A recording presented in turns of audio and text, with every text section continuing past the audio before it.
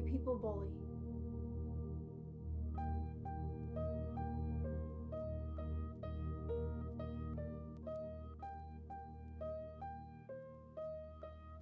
Is there a reason? Do they find it funny?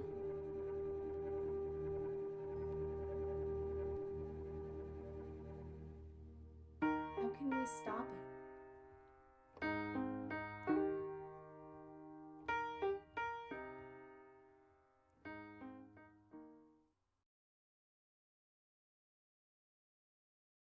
When I was a kid, I used to think that pork chops and karate chops were the same thing.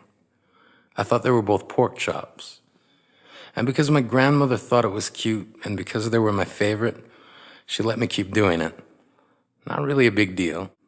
One day, before I realized fat kids are not designed to climb trees, I fell out of a tree and bruised the right side of my body.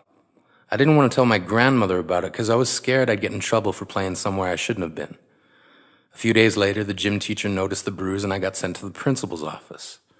From there, I was sent to another small room with a really nice lady who asked me all kinds of questions about my life at home. I saw no reason to lie.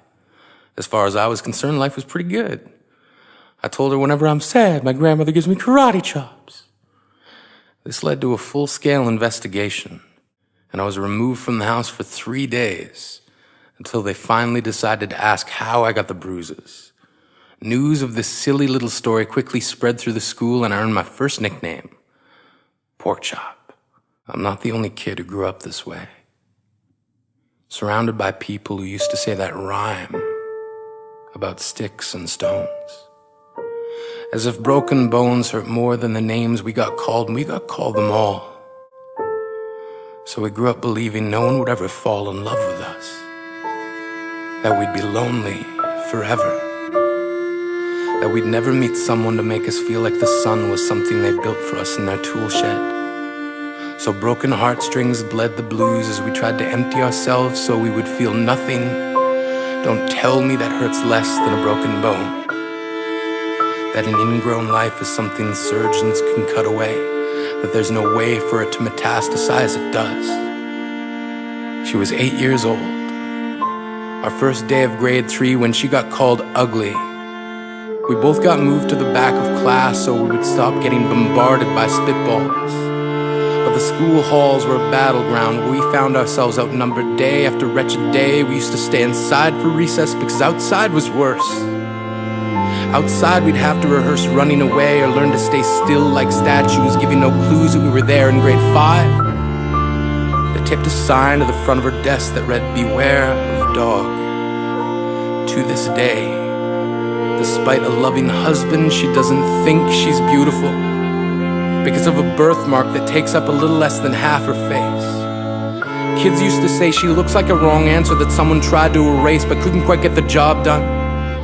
And they'll never understand that she's raising 2 kids whose definition of beauty begins with the word mom, because they see her heart before they see her skin, because she's only ever always been amazing. He was a broken branch grafted onto a different family tree.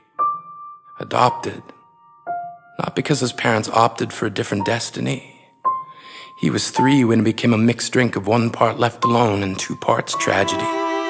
Started therapy in 8th grade, had a personality made up of tests and pills, lived like the uphills were mountains and the downhills were cliffs, 4/5 suicidal, a tidal wave of antidepressants, and an adolescence being called pauper. 1 part because of the pills, 99 parts because of the cruelty. He tried to kill himself in grade 10 when a kid who could still go home to mom and dad had the audacity to tell him, "Get over it."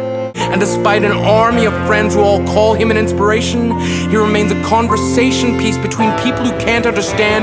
Sometimes being drug-free has less to do with addiction and more to do with sanity. We weren't the only kids who grew up this way. To this day, kids are still being called names.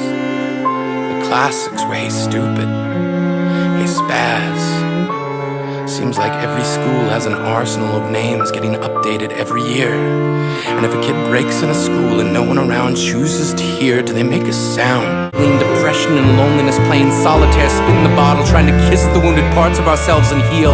But at night, while the others slept, we kept walking the tightrope. It was practice, and yes, some of us fell. But I want to tell them that all of this is just debris left over when we finally decide to smash all the things we thought we used to be. And if you can't see anything beautiful about yourself, get a better mirror. Look a little closer. Stare a little longer. Because there's something inside you that made you keep trying despite everyone who told you to quit. You built a cast around your broken heart and signed it yourself. You signed it. They were wrong. But our lives will only ever always continue to be a balancing act that has less to do with pain and more to do with beauty.